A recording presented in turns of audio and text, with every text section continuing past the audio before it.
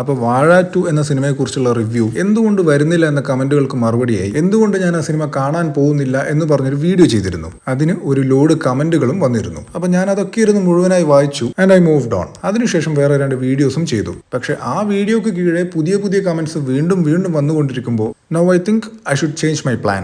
ഇതൊന്ന് കാണണം. എന്തിനു വേണ്ടി? കുറെ സബ്സ്ക്രൈബേഴ്സ് ഇവിടുന്ന് കൊഴിഞ്ഞു പോയത് കണ്ടിട്ടാണോ? അല്ല, അതിലേക്ക് ഞാൻ അധികം കോൺസെൻട്രേറ്റ് ചെയ്യാറില്ല. കാരണം അതിവിടെ മുൻപും സംഭവിച്ചിട്ടുണ്ട്. മുൻപ് റെമോ എന്ന ചിത്രത്തിന്റെ വീഡിയോ കാരണം ഒരുപാട് പേര് ഇവിടുന്ന് അൺസബ്സ്ക്രൈബ് ചെയ്ത് പോയിട്ടുണ്ട്. ബബ്ബ എന്ന സിനിമയെക്കുറിച്ചുള്ള വീഡിയോ കാരണവും അത് സംഭവിച്ചിട്ടുണ്ട്. ഈ അടുത്ത് ചെയ്ത STRനെ കുറിച്ചുള്ള വീഡിയോ കാരണവും അത് ഉണ്ടായിട്ടുണ്ട്. സോ അൺസബ്സ്ക്രൈബ് ചെയ്ത് പോകുന്നവരെ വിമർശിക്കുകയോ തിരിച്ചു വിളിക്കുകയോ ചെയ്യരുത്. ഇത് ഞാൻ ഇവിടെ മുൻപും പറഞ്ഞിട്ടുള്ളതാണ്. പക്ഷെ പിന്നെന്തിനു വേണ്ടിയാണ്? യെസ്, അത് ഞാൻ കാണിച്ചു തരാം. ഇത് ഇവിടെയുള്ള നമ്മുടെ 2 സ്ഥിരം ആൾക്കാരാണ്. അവർ വളരെ മാന്യമായി അവരുടെ ഡിസ്പ്ലഷർ എന്നെ അറിയിച്ചു. ഇത് കണ്ടിട്ട് ഇവിടെ പുതിയൊരാളാണ്, പക്ഷെ അദ്ദേഹം വളരെ ബഹുമാനത്തോടു കൂടിയുള്ള ഡിസഗ്രിമെന്റ് നടത്തി. ഇനി ഈ കാണുന്നത് ഒരു കമന്റ് ആണ്. അതെനിക്ക് 2 സ്ക്രീൻഷോട്ടായി എടുക്കേണ്ടി വന്നിട്ടുണ്ടെങ്കിൽ അതിന്റെ ലെങ്ത് ഊഹിക്കാമല്ലോ. ഇനി വളരെയധികം ഇൻട്രസ്റ്റിംഗ് ആയിട്ടുള്ള മറ്റൊരു കമന്റ്. ഇതിൽ 5ാമത്തെ ലൈൻ മുതൽ ഒന്ന് വായിച്ചു നോക്കണം. ബ്രോയുടെ ഫേവറേറ്റ് ആക്ടേഴ്സ് ആയിട്ടുള്ള ആരെങ്കിലും ആയിരുന്നു ഈ സിനിമ ചെയ്തിരുന്നതെങ്കിൽ മുൻപിൻ നോക്കാതെ പോവുമായിരുന്നില്ലേ? Yes, that was the catch. ഞാൻ വാഴ 1 കണ്ടിട്ടില്ല, പക്ഷെ അതിലെ പാട്ട് ഭയങ്കര ഫേമസ് ആയതുകൊണ്ട് അങ്ങനെ ഒരു സിനിമ ഇറങ്ങിയ കാര്യം അറിയാം. ഇനി ഞാൻ ഇൻസ്റ്റാഗ്രാമിൽ ഈ ഹാഷിറൻ ടീമിന്റെയോ അല്ലെങ്കിൽ അമീൻ ആൻഡ് ടീമിന്റെയോ വീഡിയോസ് കാണുന്ന ഒരാളല്ല.